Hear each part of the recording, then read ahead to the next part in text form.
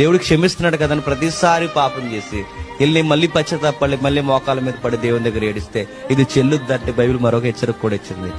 ఎన్నిసార్లు గద్దించినను విలనల్లని వాడు హఠాత్తుగా మరణమవును. గుర్తుపెట్టుకున్నది లైసెన్స్ కాదు, దొరికిందే అవకాశం అని లైసెన్స్ లా తీసుకుని దేవునికి క్షమాపణ ఇష్టం వచ్చినట్టు ప్రయత్నాలు చేశామో చూస్తాడు ఇక ఎప్పుడు నిన్నెవరో చూడనంత దూరంగా కొట్టేస్తాడు. కాబట్టి గుర్తుపెట్టుకోండి, విశ్వాసి పాపం చేసి సంతోషంగా ఉండలేడు, ఒకవేళ పాపం చేస్తే వాడు మనశ్శాంతిగా ఉండలేడు, వెళ్ళి దేవుని దగ్గర పడిపోయి క్షమాపణ కోరుకుంటాడు. కాబట్టి జాగ్రత్త.